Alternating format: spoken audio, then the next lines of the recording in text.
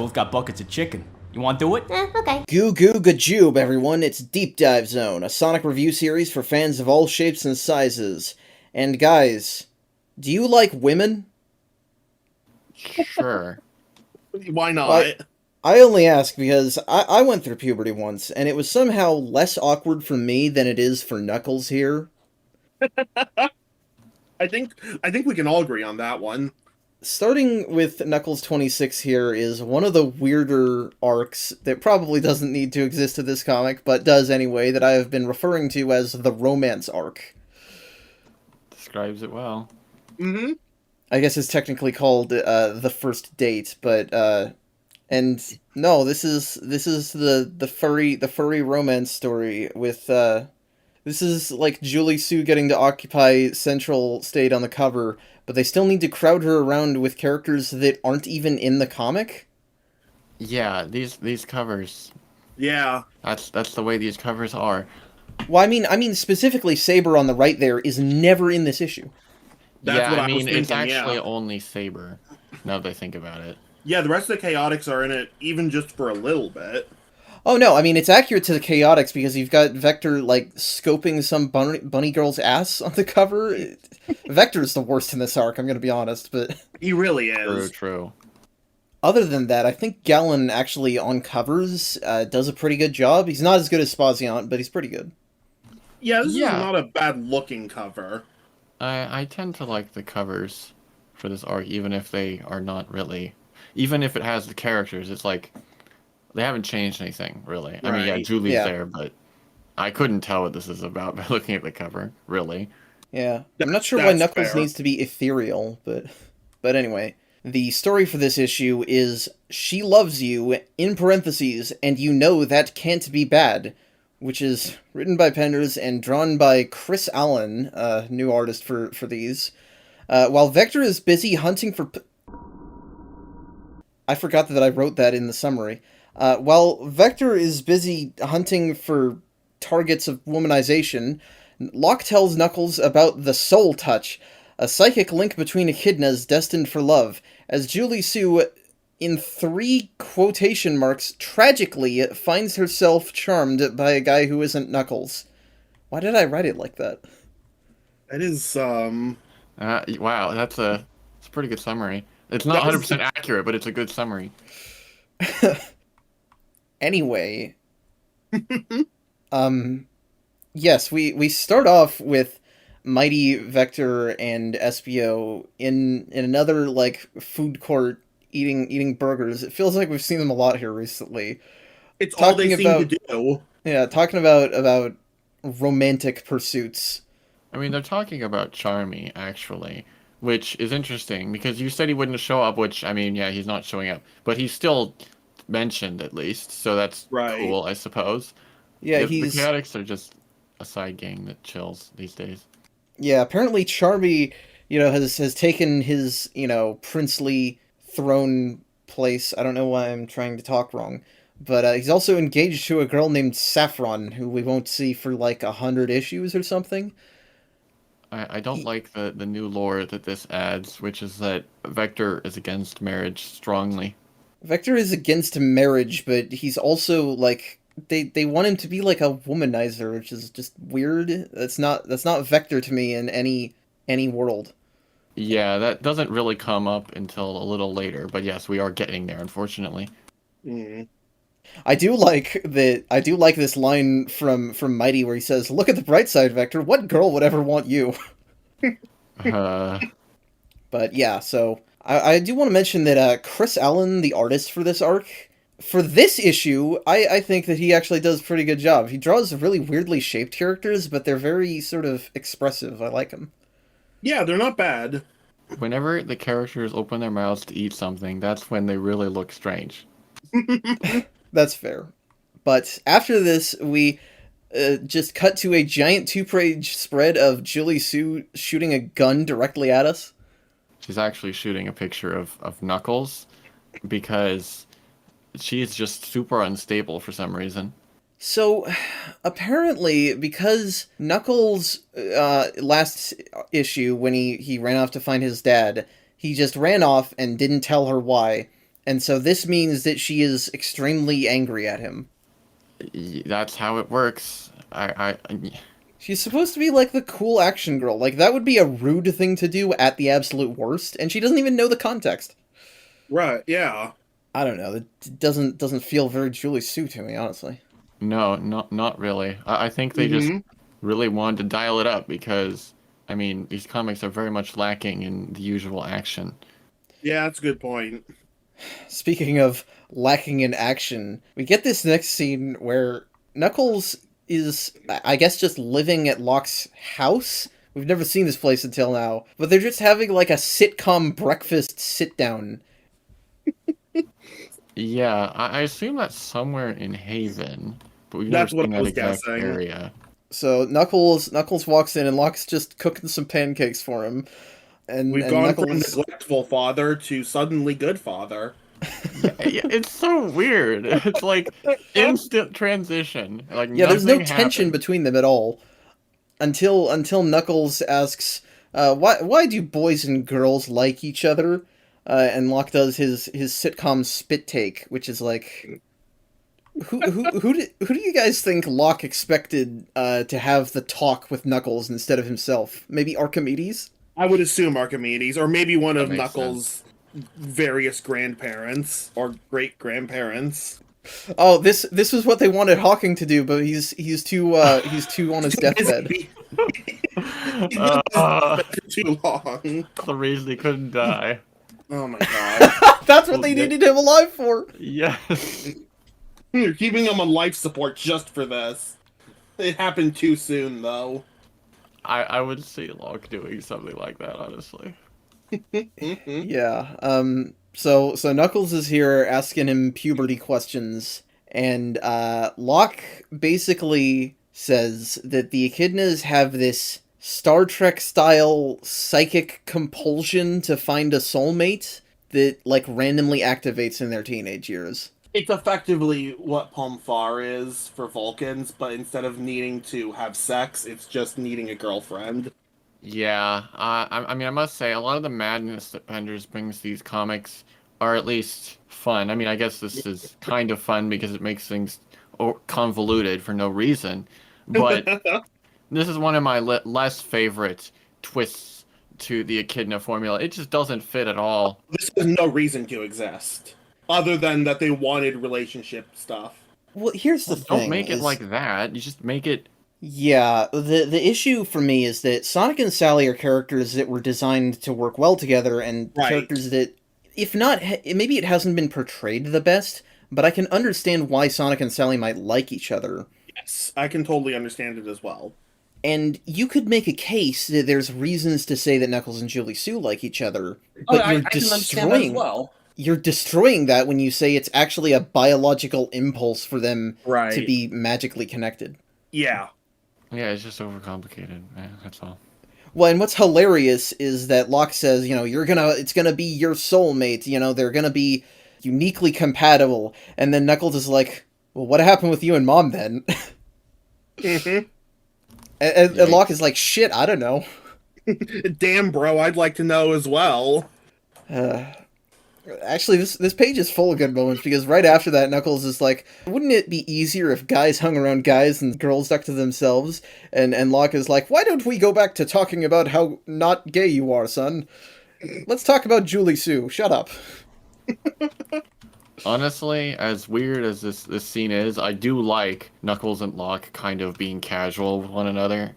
Oh yeah, it's not bad. It feels really sudden. Yeah, it's Oh, 100%. Yeah, but I don't hate the idea of it. well, it's refreshing to just not have the stupid back and forth of, oh, is Yes. he gonna find out? No. Basically. Exactly. And it's certainly better than the following scene, which is where we're still following the Chaotix around as Vector just ogles and judges women. What wonderful content we have here. Yeah, what have they done to Vector? Why is this his character now? His character is just prick. Maybe in order to know that Knuckles is a good guy, we have to have a bad guy to compare him to. I don't know. I guess, are you saying good guys and like he's a good person? Because then I guess that's the idea. Well, But It's the woman respecter versus not. I don't know. Oh my god. I mean, yeah, you're not wrong about that, I guess. Except Well- Vector is not an antagonistic force here. He doesn't get any kind of comeuppance for this. No, he's just See, being an asshole. Yes, exactly. What I was going to point out is these comics seem to be at it again, where they're not self-aware enough to realize what they're doing. Vector does create a contrast, but I don't think that was intentional. I mean, obviously, he's fumbling a little bit. To a degree, he gets resistance, but not as much, and certainly not at the end, as you would expect. So, yeah, I don't think that was on purpose. I think they just had this subplot because, oh, shoot, the Chaotix are still a thing. We got to do something with them. Oh, it's a romance arc. Okay. Okay, well, now Vector is a womanizer. Yes. Yeah, and that's the thing is that I keep saying, this is not Vector to me, which is like, it's not like in these comics there was ever much to Vector to begin with. He just kind of said corny, like, fake rap phrases, and that was it. Right. Other than this, at You know, least. I am in part comparing to the modern interpretation of Vector, who mostly just really wants to make money, Right. and, like, the most they ever do with Vector, quote-unquote, romance is, like, he gets flustered and has, like, a minor crush on, like, Cream's mom in Sonic X, which is, I think is funny, but he's not a I dick. did not so know it's- that. Looking it's forward fun. to that. Yeah, so then we cut back to Julie Sue, who is just she's just kind of feeling down. She's trying to go out, get some confidence for herself, and meets this dude. I don't remember his name. Raynor. Oh, he has a name? Oh, yeah, okay, that's why I should have remembered, because Raynor is already the name of an echidna in this series. It was one of the kids from the Robin Hood arc who got Of course. taken by Antoine's robot dad. There are two possibilities. One, they've run out of wacky names. Or two, this is the same echidna. Somehow, it just is. I think Penders just forgot. Darn, that's not as fun.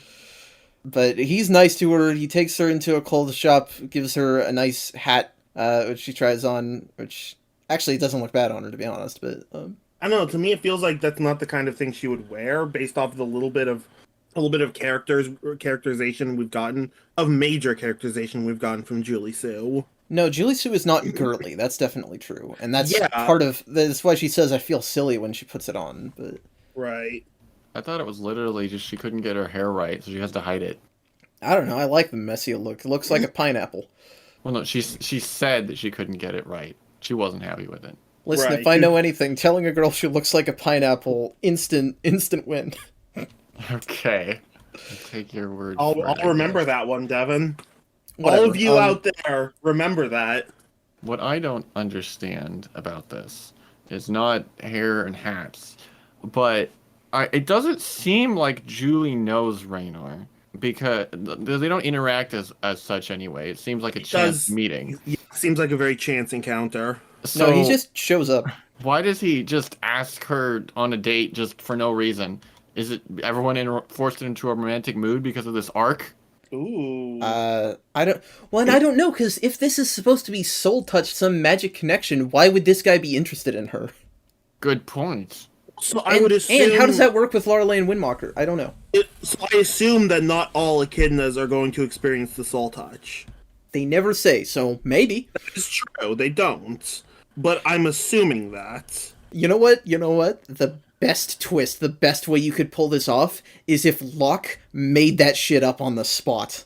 You know what? I wouldn't put it past him. Because that would explain why it doesn't work between him and Lorelei, and it would explain everything else. Locke just didn't So- want to explain that marriage, that love sometimes just doesn't work. Because he doesn't understand it. I must say, I'm not usually a huge fan of just straight up discounting characters' phrases when there's no real evidence. But I'll take it because honestly, these comics are dumb and they need some help making sense. Yeah, I mean, yeah, that's definitely true. Yeah. So, Knuckles is dejected, but Archimedes shows up to take him on a bumbling adventure of love. It's all he can really do right now. I mean, Yeah. Can't go on a bumbling Archimedes- adventure of danger or anything. Archimedes is at least trying to help. He moves the plot along more than Locke tends to, who just sits in a room. That's true. So Vector ends up going for a very creepy looking swan woman.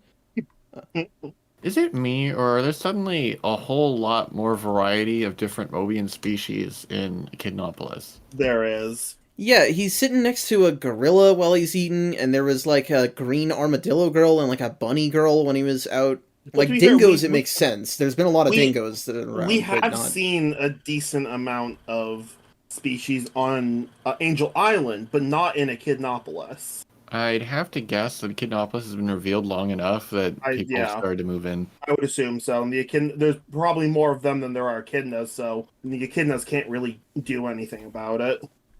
So, Julie and Rainer end up eating it. Well, it says bistro, so I guess they're getting spaghetti, maybe. And I want to point Bistro's out... French. Really? Yes. I thought it was Italian. Actually, no. Bistro comes from Russian, but bistros themselves are French. Okay. Douglas Adams screwed me over. I probably would have told you that bistros were French restaurants if I hadn't read a little book called Life, the Universe, and Everything, where Slarty Bartfast pilots the Bistromath, a starship shaped exactly like an Italian restaurant. Motherfucker spread misinformation for me on the grave. Well, a French restaurant, I guess, is the stereotypical romantic location. It is. But Archimedes just teleports Knuckles into the restaurant, which is not a stupid idea at all. The wonderful idea, because it moves the Archimedes plot along. Takes the very, very straightforward, direct approach in these comics. And honestly, I have to respect that. Yeah, I can respect that as well. Indeed. Oh, and I do want to point out, I'm going to guess this wasn't even, like, Pender's doing, but on the top panel here at the window of the bistro restaurant, that may be a female dingo on the left there. I don't know for certain, because she could be a lot of different things, but that might be it. That might be the first one we've ever seen. It does kind of look like that. It appears so. But that's the end of it, because this is the first Knuckles issue to have a backup story. Gonna be honest, I did not ask for these in the Knuckles comics. Yeah, especially because the Knuckles comics already feel like they're treading water on being light on content. Unfortunately. Yeah, we have got here Mighty the Armadillo in Friend in Need. Penders and Gallon is drawing these. I made a mistake last time and said he stopped, but I just forgot that he moved to a backup stories. Where Mighty is contacted by bounty hunter Nicolette the Weasel, who offers him information on the whereabouts of his old friend Ray the Squirrel in exchange for beating some people up. Yeah, that sums it up. Yep. Leave it to these comics. Instead of using Knack, an existing character, they just have to make up a new character, Nick. Honestly, I love him for it. This is great. Isn't Knack in prison? I don't I remember. feel like he I did. cannot remember who did and didn't. Some of them There's a escaped, good- some of them didn't. There's a good chance that he didn't, but we didn't notice because Knack is kind of an inconsequential character 90% of the time. He hasn't been in central focus much. You'd think that if he has this sister here, maybe what she could do is try to get Mighty to help her break her brother out of prison, but no. Nah, because that makes too much sense. So yeah, this story is starring Mighty, who is sad because his friend Ray is gone. And Ray is of course from Sega Sonic the Hedgehog. Right. Mighty's only Yeah. memento of him is his collar, which Nick has. Which squirrels do not wear collars, and neither Yeah. do sentient beings most of the time. Yeah, we I don't was have like, to. We don't have to question it. I'm just putting it out there. Most of this story is taken up by a flashback explaining how Sonic saved Mighty and Ray from a Robotnik slave camp early during the first Robotnik War with the Freedom Fighters and all that. So let me just say, these comics have made me so wary that when this flashback started and I saw a hedgehog with a hat, I was like, that's probably not Sonic. And then he said, Sonic the Hedgehog, and I'm like, okay. Fair enough, exactly. honestly. Yeah, I have no idea why he's wearing the hat. 'Cause it looks cool. I suppose so. In any case, we don't learn a lot here other than Sonic helped them. Right, which was already touched on a little bit back in Right. Sonic Kids 2, so that's neat that they're tying that up a little bit. Yeah, but Nick and Mighty set out, or rather they're about to, but they suddenly encounter Fiona? Yes. Man, I love these comics. All the deep callbacks out of nowhere. It's just wonderful. Yeah, This for is some actually reason- kind of neat. That it is neat, especially because I was kind of expecting Fiona to have literally just been a creation of Robotnik. Well, yeah, I already knew that, but I mean, I didn't. It Yeah, is still pretty cool though. I appreciate that. No, I was being serious. I like callbacks. Continuity is my jam.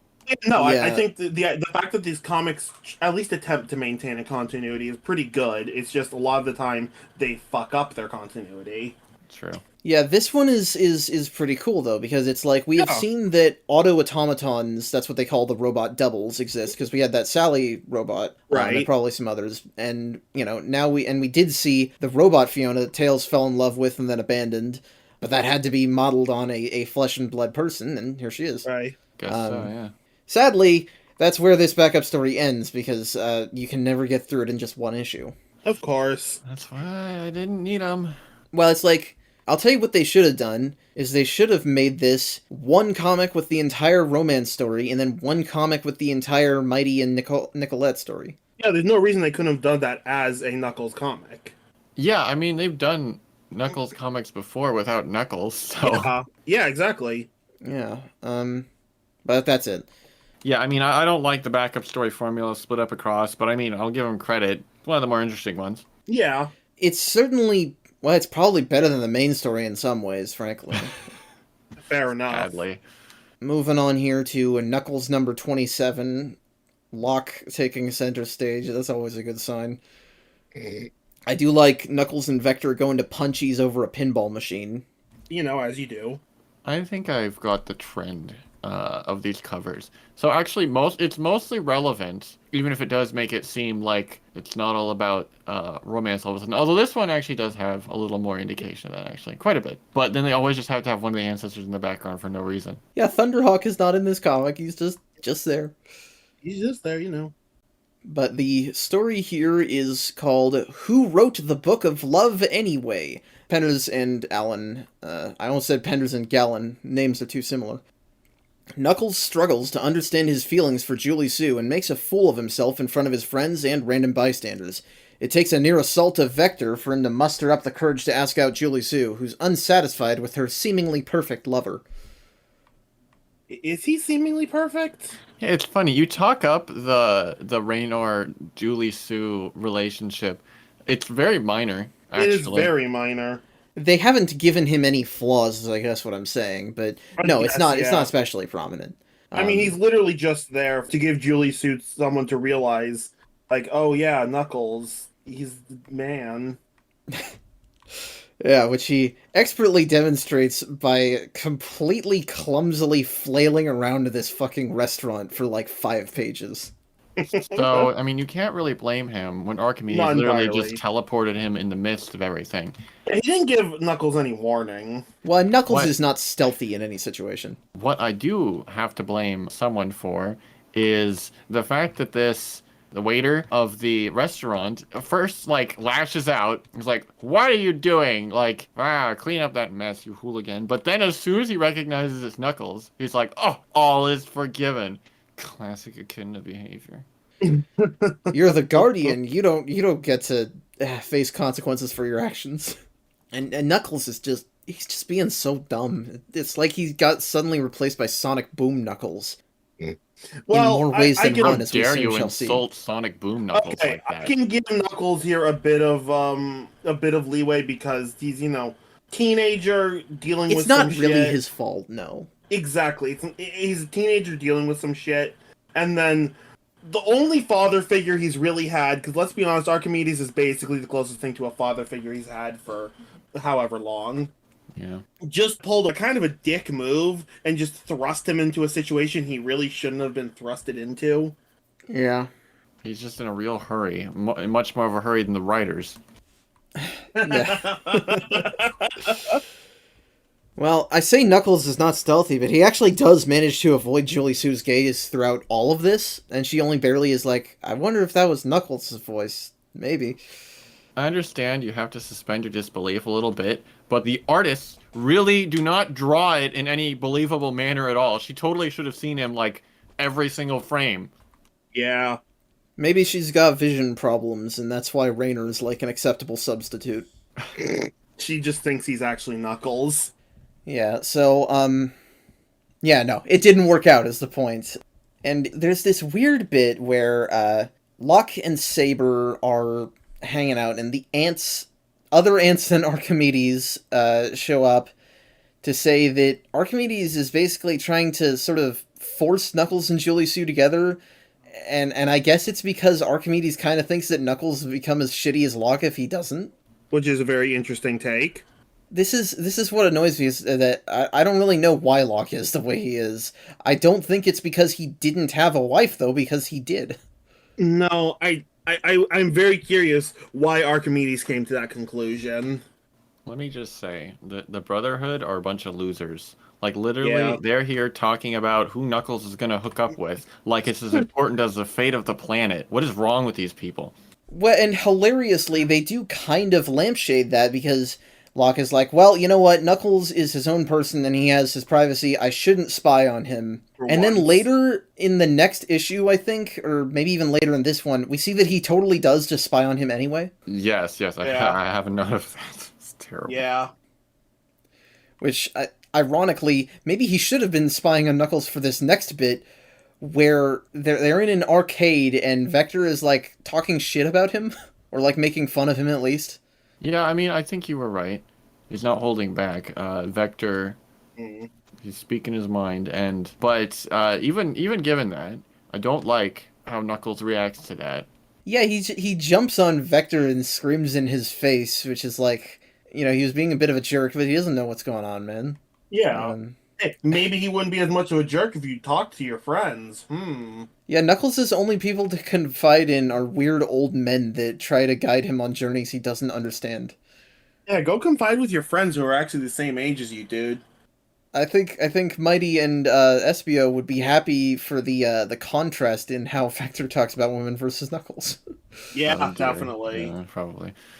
I don't know, and it's weird because it's like Game Knuckles. He doesn't punch people for no reason, but he is much more short-tempered. But I don't know. So we see the end of Julie's date with Raynor, and he seems like a perfectly generic good boy. But then Julie sits in her house in the dark and is all sad. Man, that was perfect, but I feel like this isn't where the plot wants me to go. I assume this is supposed to be the soul touch shit, like it can only be Knuckles. Right. Most likely. What happens next? Oh, right, Knuckles goes to talk to his mom and says, "Hey, my mom's a girl. Maybe she knows what to do." I mean, honestly, she would probably have a lot better things to say than Locke. That's true. Certainly. It's weird, actually. He says he'll do it, but then he doesn't. And we do get to see Lorelei just being happy with her better husband. Yep. Actually, I say husband. They're still not married. No, Yeah, they're going to be married, yeah. so... It's been like 20 issues.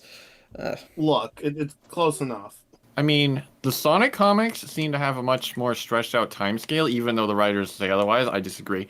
But I totally actually can see the Knuckles comics being like a pretty continuous stretch. There don't seem to be a lot of breaks. The They're Knuckles in comics- I don't almost think real it's time. really... Yeah, Yeah, it they hasn't really feel been like- that long. Yeah, they feel like it's only been like maybe a couple weeks, or maybe a couple months since Echidnopolis suddenly came back. Yeah.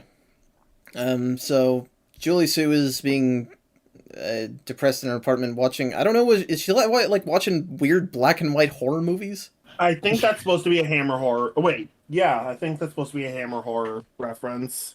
All right. Well, anyway, Knuckles asks her on a date through the like door buzzer.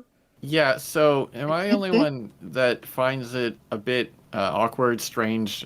Not how I would expect these two characters to interact, because they've literally been, just chill friends for a while, and suddenly they've regressed. I can understand. I can almost understand. Let me rephrase that. If it's a sudden, like, I suddenly realize I have feelings for my friend, but it's been clear that this has been a kind of slow burn of them realizing it over time. So, I mean, she yeah. already kissed him once, but yeah, That's true. I don't know. But, like, um, it has been like a pretty standard slow burn of the writers getting there over time, instead of just being like a suddenly, boom, they're in love. except that's what their mechanics say it's supposed to be. I don't know. Exactly. I know, but like, that's stupid. Well, they plan to go on a date, and the thing that I said about Boom Knuckles was setting up for this final panel where Knuckles is suddenly transforming into an adult man. You're right. You're right. Yeah. They have to end with "It's crunch time, gang." It's never gonna be a thing, Ken. Well, we have the next backup story, which is "Those Were the Days," ellipsis, written by Penderson Gallen, obviously, sorry, drawn by Gallen, you know what I mean. Nick, Mighty, and Fiona explore the former Robotnik slave camp, where they discover automaton replicas of Sonic's gang. Nick's true purpose in soliciting Mighty's help is to open a large vault. Yeah, I mean there isn't a whole ton more to it than that. Not really. I mean they talk Yeah. about how like the prisoners were trying to escape, but it didn't work. Yep. Yeah. And that's it. It's still mostly flashback. They discover the robots, and they have flashbacks to them trying to escape and failing, and Sonic trying to help, etc. There's this weird moment that, knowing these comics, maybe it'll come up again in 500 issues. But they talk about how, Knuckles. I mean, Sonic broke me out of jail, but seeing this robot Sonic, maybe it was the robot copy, and I'm like, what? That doesn't make any sense. That really makes no sense. Yeah, I have no idea what the deal with that is, and no, it never comes up again. Okay, I kind of assumed that would have been strange even for these comics. Yeah. Because the whole thing with Fiona was, even until the bitter end, they never ever were anything but a mindless machine. So No, you forget. She got that sad face when Tails left her behind. Therefore, they all have true hearts, even though she tried to kill him. no, that expression is non-canon. He didn't even look at it. It was just for the benefit of the readers. Nobody let Ken Penders play Nier Automata. It would be a disaster. Oh my True. God. Yeah. Yeah, so that's it. That's the whole backup story. Pretty much. Knuckles number 28. Let's go. This time, we have 3 characters who are not in the story, albeit 2 that are illustrated, although it's the same illustration both times, so the one on the cover still might have been first. Yeah. True. Yeah. I like the curly strands of Julie's hair. I know they keep saying, "Oh, it's a bad hair day," but I actually like that look better. I don't understand this posing. How she's cradling a photo of Knuckles with a birthday cake sitting behind her. Is she on a bed? Well, I think the birthday cake is a separate part of the image. Yeah, it's probably a collage. I don't know. Yeah, it's a Why collage. Why is Spectre so evil here? I mean, Spectre not- always looks angry. Yeah, he looks angry to me, not evil. Because he's not just standing there trying to look cool, though, but because he actively has an enraged expression. He's Again, he furious at always these looks comics. I mean, can you blame him? Fair enough. He's angry Fair that he's enough. not in them. Yes. I'm certain that if he was in them, it would be, like, slightly better. Well, this story is It Could Be Love, in parentheses, I Should Have Known Better. Penders and Allen, obviously. Knuckles struggles to prepare for his date with Julie Sue, but Laura Leigh decides it would be best served to combine it with the surprise party planned for her son on the same night. That's a strange idea, I'm gonna be honest. Well, there's strange... We'll get to it when we get to it. Knuckles does finally go and talk to Laura Leigh, but only after he's gotten Julie to agree to a date with him. I love that Laura Leigh mentions that Locke read her poetry that he wrote on their first date, and I cannot imagine that poetry being anything but earnestly terrible and hilarious. Oh yes, of course. Most likely. Fucking Vogon poetry. But yes, this is the weird thing about the plot of this story is that Knuckles talks to her and she's like, "Oh, congrats, whatever." Knuckles has a good relationship with his mom. I'm glad for that much at least. That but is Yeah, nice. that is nice. when she hears that their date is planned for Friday night, Friday night, she rushes over to Julie's house to talk to her and tell her like, "Oh, we need to do this instead." Yeah, well, she's like, can't forget the birthday surprise, but I can't ruin the date either. There's only one solution. Have Julie and Laura even interacted? I think A they may have little sat bit. down next to each other and talked once. Yeah, they've spoken before. There was one part where Laura was like, I have my eye on you, because it's mentioned at one point in this. And she's like, oh, don't worry about it. I changed my mind or something. Yeah. And yeah, it's weird for his mom and the girl he asked out to plan the date. It's just weird. Oh no, I mean, it makes some degree of sense, but it is strange. I mean, it makes sense given this contrived situation, but just that Right. situation. Yeah. You know, which we're kind of spoiling this in reverse order because they don't say exactly what she's planning until we actually see it. But yeah, it's a birthday party. I mean, you could guess from the cover. Yeah. Yeah, we get another standard chaotic scene in here where Vector's talking shit about Julie Sue again. He has no reason to be angry with whatever. Well, they literally touch on that. They're like, "Why do you hate her so much?" And he's just like, "Oh, it's just something rubs me wrong."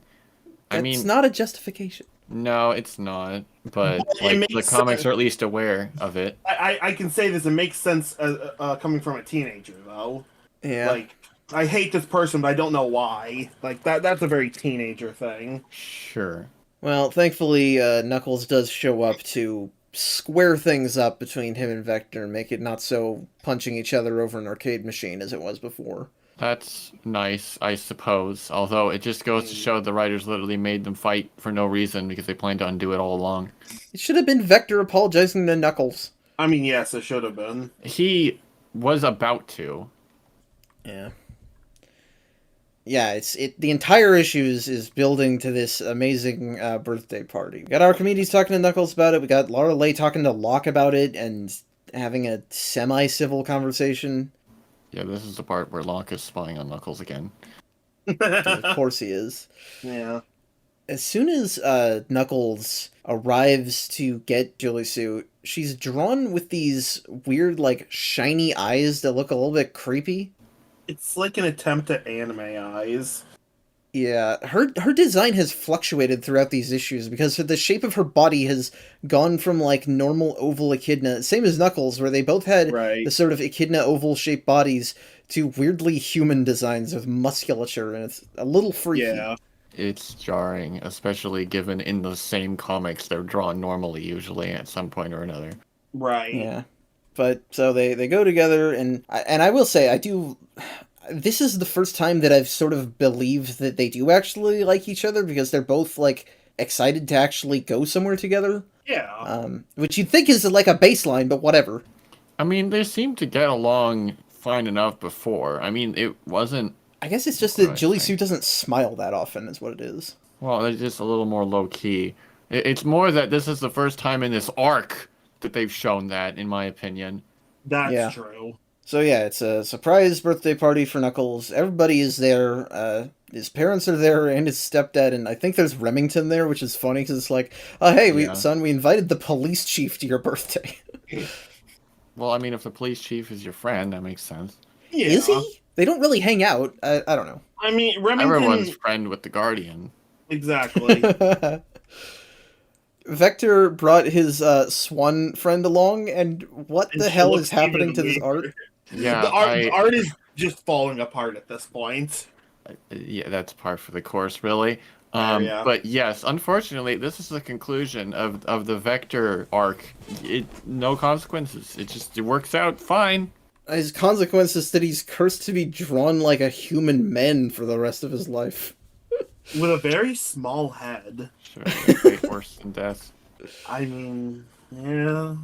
Yeah, On this same page, Locke and Laura Leigh are like, Knuckles, we decided something. And then he's like, oh, you're getting back together? And then they barely react to that. and My well, gosh, it's like, what an off the wall, insensitive. You were right, Devin. Well, I mean, it wasn't you, but you mentioned someone else. You brought up the fact that that's where these comics are building, isn't it? And I hate it. it doesn't ever happen, if that's any consolation. I don't know if it Right, would have but at had this point Pendus in continue. time, that's what I'm thinking. I'm thinking that was an intention anyway. At one point. I feel like they'd have to make Windmaker shittier for that, is the thing. No, they Yeah. wouldn't. All they'd have to Oh. do is be like, oh, we have to get back together or the whole world explodes. It's kind of like what they're doing with Knuckles and Julie Sue. Oh, you know what? Maybe he was planning to kill Windmaker off. Oh my god. That's possible. It's very possible. That's very that is Penders. exactly the shit he'd do, because then they'd be trauma bonded. Oh my god. Oh my god, we're becoming so familiar. We can see the trends. Well, Anyway, let's I'm put that haunting thought aside. yeah. Let's look at this other haunting thing, which is this panel of Knuckles and Julie Sue kissing, where they're both drawn superhuman. Knuckles is extremely shredded, and Vector's terrifying human body and face. It's a bad final page. SBO's face is pretty incredible, though. Yes, you had me make that into an emote for the server. I'm pretty sure. Yes, I did. Anyway, so yeah, dumb, weird story, bad. Quite so. Yeah. I mean, yeah. I don't have a whole lot to say. It felt very forced, and it was not done very well. Yeah. Yeah. Uh, but now for something completely different, and by completely different, I mean the end of that backup story, which is Below the Belt, Penders and Gallon, wherein Mighty opens the large vault to reveal a power gem, which is something special, I guess, being grabbed by Ray the Flying Squirrel. And it was used to copy Fiona's consciousness to her automaton years back, and now got trapped in a slow-moving time-space. And so Ray has just been kind of there for the last few years, but for him it's only been like a couple hours, I think. Yep. It's like the Twilight Zone. Yeah, so the power gems, right, that you mentioned, those were first came up in the Chaotix adaptation. On the one hand, I do like continuity. That's cool. Another callback. Expanding on that, especially since they did say that Robotnik used them, but then we didn't actually see Robotnik use them. So now we see Robotnik use them for. So it kind of neatly ties it up. But also, I don't like just random relics out of nowhere. Like you've got the Chaos Emeralds, you've got the Power Rings. The Power Rings at least come from the Chaos Emeralds, so there's a link there. They're not like completely out of nowhere. And then the Super Emeralds are not explained, but I assume they're somehow linked to the Chaos Emeralds, like in the games. But then the Power Gems are just kind of there, so I feel like they're very unnecessary. And didn't the Power Stone in the Chaotix comic, wasn't that a thing related to Metal Sonic? Heavy and Bomb, they stole them from Robotnik. Okay, then I'm remembering wrong. Okay. Well, in any case, yeah, so the whole point of these flashbacks that we've been seeing is revealed, which is that Sonic did rescue Mighty from the slave camp back in the day, but he only rescued Mighty because Ray was running away and grabbed onto the Power Stone and got sent to the slow time place, and they just assumed he was gone forever. And for some reason, I guess they just completely forgot about Fiona? Fiona was actually taken away at the last minute. Robotnik managed to escape with her. That's how he built the robot copy later. Okay. So they didn't say, and then he just didn't go after them.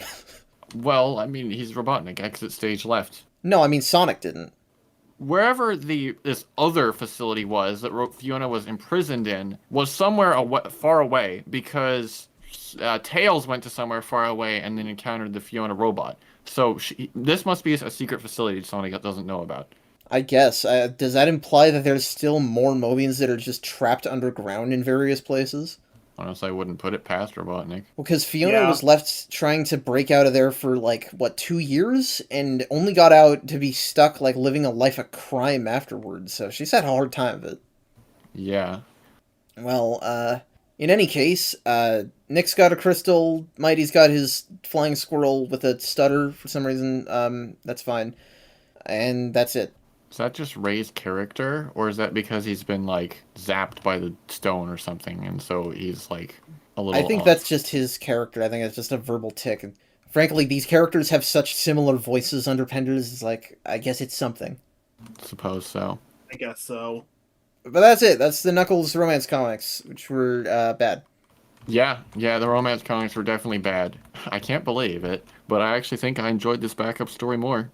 Well, we got Ray, which is at least a thing from the games. That's neat. I like that. Definitely. And hey, this is technically kicking off a chain of events that will lead to certain influences on Ray's character in Mania, if you can believe that.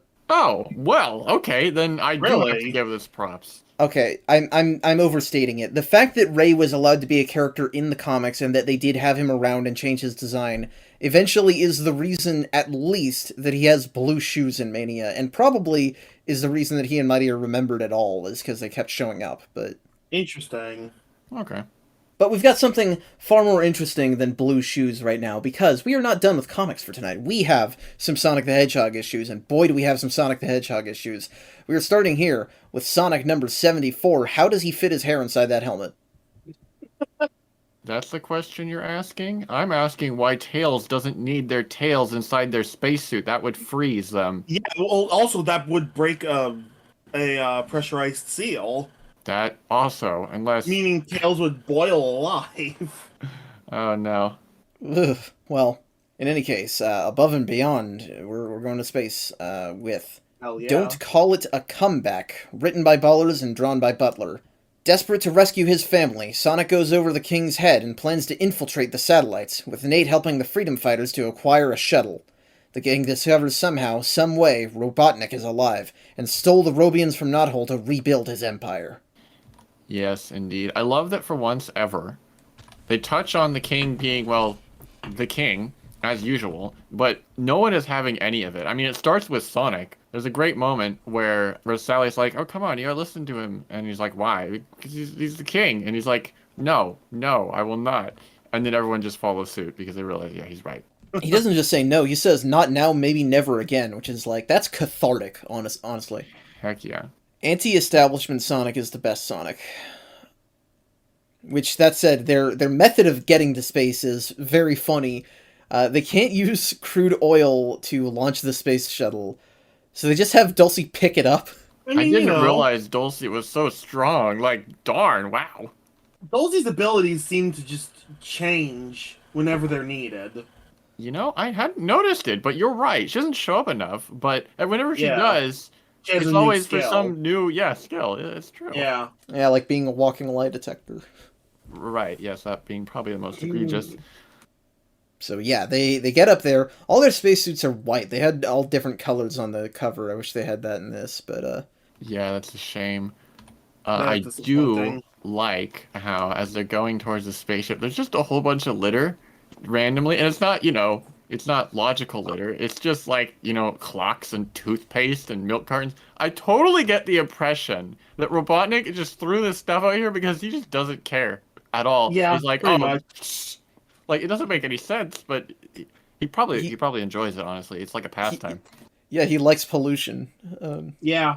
But yeah, so they get to the satellites, which are all chunked together into a big station now, and they get inside, and oh boy, we got SWAT bots, supposedly. I mean, they are SWAT bots. They're of the shadow variety, though. Strangely. Exactly. Yeah, they've got two different models, because they've got the regular SWAT bot looks, and then they've got the big ones that have the chunky Mega Man limbs. Right. Yes. Mm-hmm. They're like the personal guard or whatever. Is what Well, to be Robotnik fair, calls them. the big ones only come out after the other ones get absolutely obliterated.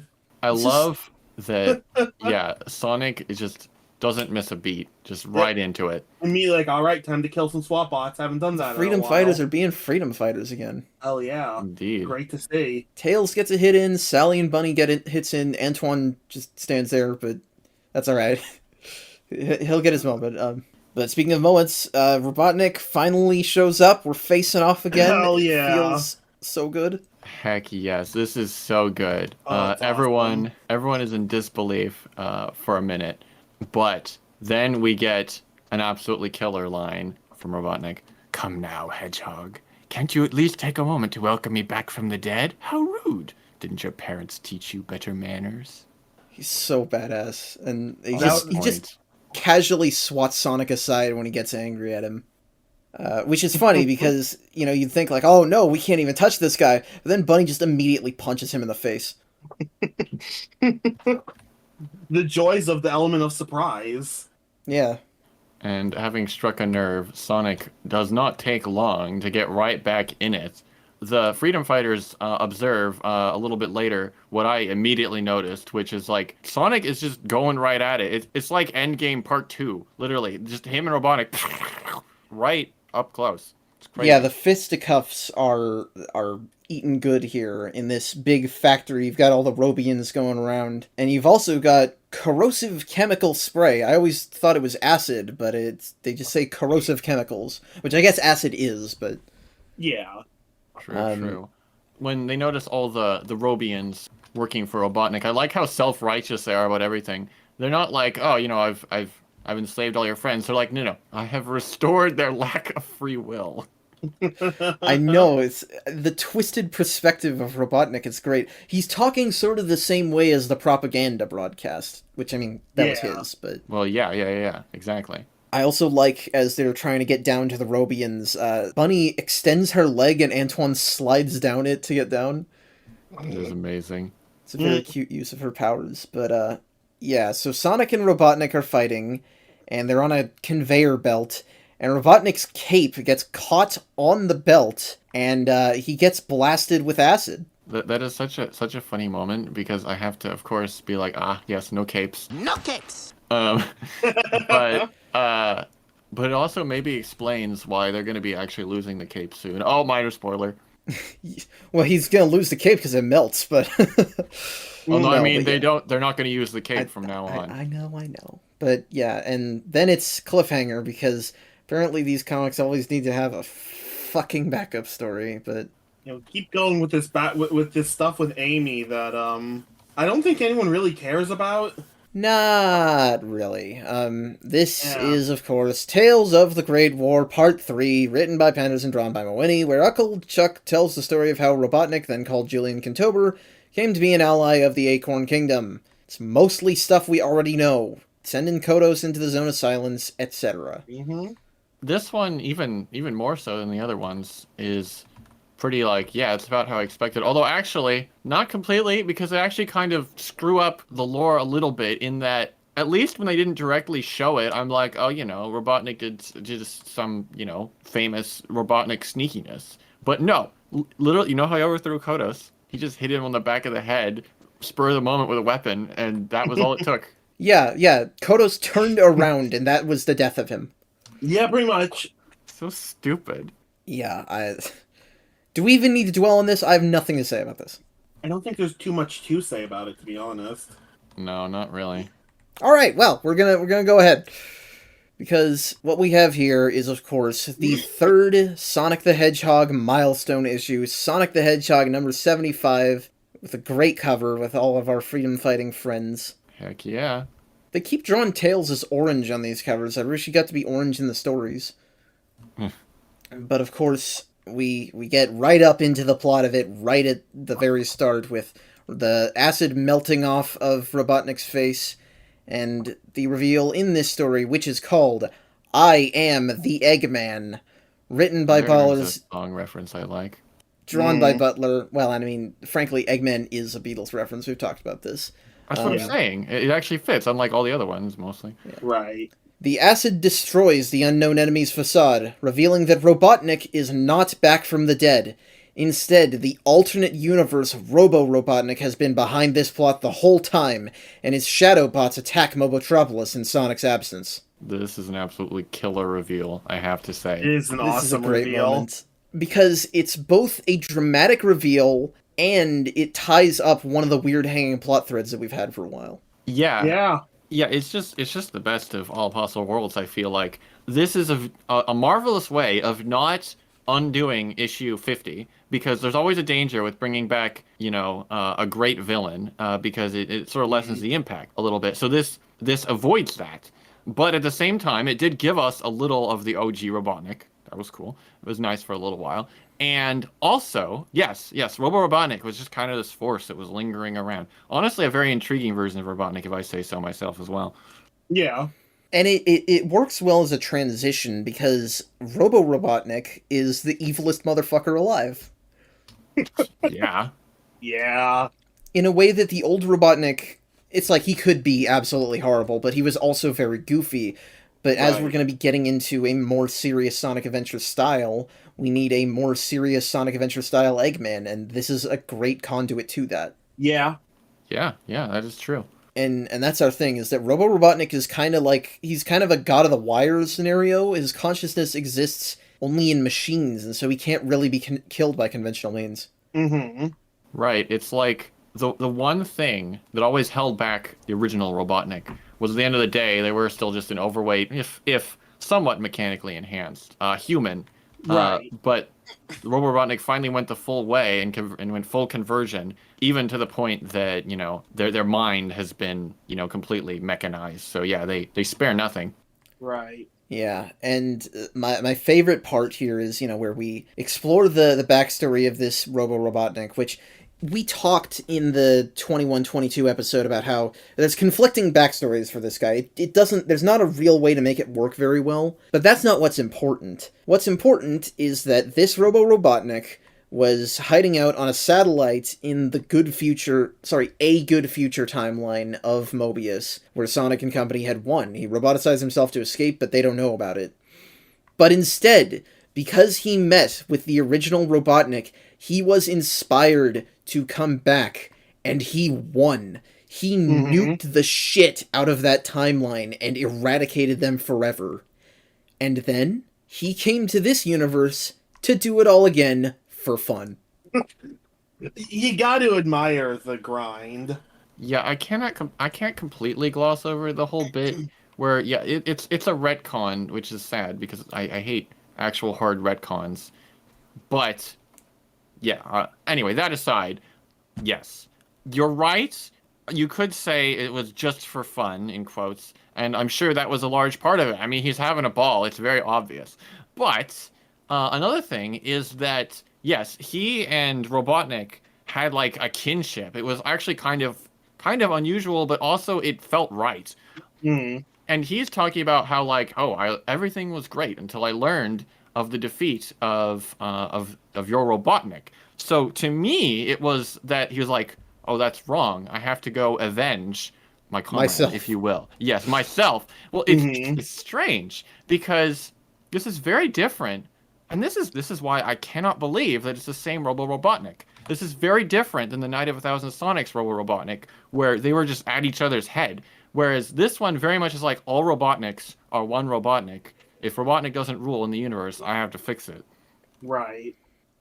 It's difficult, but I am appreciative of the result they've come to. The result does end up 100%. pretty solid. And of course, he also reveals that Sonic and friends coming to the satellite, that was all part of his plan. Of course. Without them, who will protect Mobotropolis? This is great. Yep, he got him. He got him. After everything we've been through, he takes back the city in a day. Really puts into perspective how pathetic the others were, I suppose. Yeah. He knows how to do it. Yeah, a huge chunk of the rest of this issue is just the characters back on Earth. Sorry, Mobius. It's Earth. But Yeah. just reacting to things and trying to evacuate everybody, because, the Queen's got her cryostasis pod that they've got to get out, and, like, Amy and Nate are just trying to help people escape, including the people who are racist toward Nate, so Nate's just, real stand-up guy that he would help them escape. Yeah, it's such a mad rush. It's not quite a do-over of, like, the original coup at all, obviously, but everyone is like, oh, things are falling apart, but this time, like, it feels like they're much more prepared because of what everyone's been through. So now they're like, oh, yeah, let's get the heck out of here. So, like, it's just weird. It's like the things are falling apart so fast, but we're not that they're. I'm completely losing. We're not gonna turn. We're not gonna into... lose everything from this, even though things are changing very quickly. There is a moment though where the king does kind of lose hope, which is it's funny. He's actually the king's in charge, but he seems one of the more helpless ones here, where he's like he can't think of anything except to just surrender. And obviously, Robotnik is like, no thanks. Yeah, he tries to offer himself up for the kid's safety, but then Robotnik's like, dude, I can take both of you. And of course, it's Eli who actually comes to the rescue and uses the cryostasis liquid to freeze some of the shadow bots. Really proven. So maybe he would make a better king than his dad. Okay, well, Yeah. most people would, I suppose. Yes. We're seeing more Baller's king than Pender's king. Maybe he has a chance. No, I'm not going to say that, but But yeah, like even like Jeffrey and his team get to shine because this is what they actually trained for. That's true. Yeah. But yeah, we're actually like using the cast pretty well. But Sonic and the others are basically hopeless against Robo Robotnik. They've even got a shock prison that they're stuck in. Yeah, I mean, it's like, for once ever, the Freedom Fighters, for as awesome as they were, as soon as the mask is off, or the whole body is off, I guess, it's shown that just how foolish they were, just to rush right into things. Robo Robotnik knows how to set a trap, and they're only there just so we can gloat in their face, because that's one thing that never changes, regardless of Robotnik. I am glad of that. I have to point out, though, that when he's showing off Sonic's aforementioned parents, they don't have their wedding bands for some reason, which will be significant later, even though they should. But you're also discounting that they're freed from the shock prison by the true hero of Mobius, Snivelly Robotnik. This is such an interesting twist. So I talked about how it seemed like I felt like Robotnik sort of had a little bit of a soft spot for Snively, and I haven't changed my mind on that point. But Snively certainly doesn't think that, because he's like, oh no, he's gonna roboticize me. He's not gonna spare me. Snively is freaked. Snively's terrified. Yeah, he's terrified. I mean, we saw that, but I feel like this is a new level. Yeah, like, this I is feel like he wouldn't legitimately fearing for his life. Yeah, he wouldn't be this bold normally. So yeah, he immediately turns around on Robotnik, and I must say he does pretty well under pressure for once. He makes the right move. One thing I will say, one little note for the readers, this will come up again later. The fact that Robo Robotnik was going to roboticize him was not actually a betrayal. Snively just doesn't realize it yet. Clever foreshadowing. Yeah, but they get out of containment, and Sonic, perhaps foolishly, goes off to fight Robo himself, which he can't do because he's made out of metal. Yeah. Yeah. The old tricks won't work. Yeah, and it's like, oh no, what do we do? But in a wonderful Chekhov's gun moment, he gets a close save in the form of his parents, because the wedding band rings that they made for them are in fact rings, which can grant Robians control of their actions, which just, that makes sense. We know they can do that. Yeah, this is excellent on so many levels. Yes, I love that they brought back the rings, give you free will thing. That makes total sense. Yeah. And also, personally, I've not really cared for Sonic's parents all that much. They're okay, but for once, there's actually a moment I'm like, oh heck yeah! I'm happy to see them. They came for their boy when he needed them most, and Yeah. well, he manages to escape with them, although tragically not with Chuck. They just barely managed to escape the station. We're left with, basically, Robotnik has retaken Mobotropolis, and every other Robian except Sonic's parents remains under his control now. Yep. Despite the fact that he just exploded, which you'd think would be a bit of a setback, but No. remember. Oh no. He's a machine. Yes, so with the Robians headed on a shuttle back to Mobius and Robo Robotnik incapacitated, the space station explodes. That's why they're trying to escape. But as we have discussed, there's no killing Robotnik. He's effectively an AI now. He decides he'll take a new body, one that fans of the series may recognize. He's a little egg-shaped. We are now in the age of Dr. Eggman. I'm so here for this. Oh man, it's so exciting. I hate to rain on the parade here. But Oh, as boy. much as I absolutely adore this arc, this doesn't sit right with me. So, It just feels completely out of left field, because I think it was. I mean, they were just trying to, they wanted to get meet- the Eggman design. Exactly. It's just clumsy. I can get that. I can't. These comics always do a bad job when they're forced into something and they have to explain it. It's always awkward. I thought it would be different for, this at least, because everything else is on point. But no, they just stuff Robo Robotnik in Eggman. That's just what they do. That doesn't work. You can't just do that. And then they just expect you to be like, no, this is Eggman now. I mean, That's it's fair not enough. that. It's not like they don't acknowledge that he's Robo Robotnik, but it's not right. It's unnatural. And I think you have to contend with the fact that Eggman is actually a robot now. He just looks that way. It's just it's very weird. I don't like it. You have the great character of Eggman, who I mean is essentially the same as Robotnik. It's just a different design. They have slight differences. Well, maybe not slight. They have differences. But and then you've got the other interesting original comic, Robo Robotnik, and they just decide to smash them together. In the comics, we got Eggman, but at what cost? We got this weird hybrid thing that I mean, I feel like I should be liking it because usually I like when the comics do really weird things with the characters. I just wish we got Eggman, but instead we get this weird abomination. It's just the weirdest It's just way to the do it Eggman ever. design is one of those bodies. There's a whole. I like the Right. Hulkster body. Maybe you should have gone for that one first. Yeah, those other designs are weird. It's not the biggest deal ever, but it'll never sit right with me. That's all. I still mostly like it, but I understand your opinion. So I was confused by this during recording, but to clarify, I think what Lauren's saying here is that he views Eggman and Robotnik as two interpretations of one video game character, while Robo-Robotnik is something sort of fundamentally different from both. And I think that's what doesn't sit right with him. The idea of Robo-Robotnik wearing an Eggman skin and becoming Eggman as an identity. The way that later comics talk about the coup and Ivo's personal history does make it weird to remember that technically you're looking at a completely different man. That said, I still think this was the best route they could have taken, especially since it sounds like Penders was ready to pitch a fit over it. I mean, to flip this back to a positive, I will say, I mean, it's a pretty chilling transition. That page with just all the laughing in the background and Eggman being like, "It'll take more than an explosion to do me and Sonic." I mean, yeah, that's pretty good. It's a good entrance. Yeah, but that's it. That's the end. We just have one last page where Sonic says, and if you enjoyed our last 75 issues, stick around. We promise the next 75 will be even more packed with fun-filled action and excitement, which I think is hilarious because the 75th issue after this one is like one of the worst Sonic comics ever written. Oh boy. Oh boy, all right. But as far as this one goes, and that comic's not even written by Pollers, so it's fine.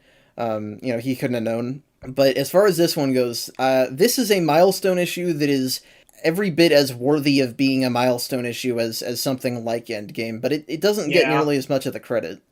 I 100% agree. It's incredible through and through. But I mean, the build-up does leave a little bit to be desired, in my opinion. Endgame, well, it was a four-part directly linked saga. This Endgame was a 4-part saga that had been built up over previous adventures that all focused on freedom fighters versus Robotnik, whereas this is a sort of 3 to 4 part-ish sort of endeavor that is the cap to a bunch of sort of meaningless foreshadowing across completely unrelated adventures. That's a good way of putting it, I think. well put. Yes, I must agree with that assessment entirely. Yeah, it just isn't built up as well. Even if in the end, yeah, it's the result is very good. And yeah, the issue 75 is everything as good as issue 50. Yeah, those specific issues are. Yeah, right. That's good. That's a good way of putting it. And suffice it to say, Sonic wins over Knuckles tonight. Yeah. Oh, no contest. Yeah, that happens often enough already, but this one blows it out of the water. Yeah. And that's it. We are really getting close to entering Sonic Adventure territory. We only have 2 episodes of comic books after today before we review Sonic Adventure the game. Oh boy. And what a 2 episodes they will be. What a 1 episode next week will be, and then the episode after that is just kind of obligation, but it's fine. It'll be interesting. But, yeah, no, it's a good time tonight. Yeah. Eventually. Eventually. Yeah.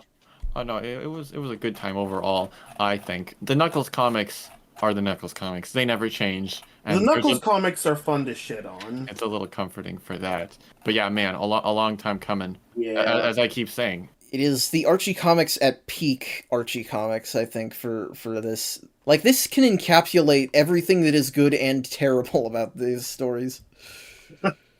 Yeah. Yeah. But, with all that said, that's where we're cutting it for tonight. It might have been a longer episode, I'm not sure. Nope. But, if you enjoyed this episode, feel free to share, comment, like, and subscribe. We do these episodes every Sunday. You can see all of our various social media locations up on the screen right now. And yeah, I hope you guys enjoyed. We will see you next week. I hope you have a great night, and take care.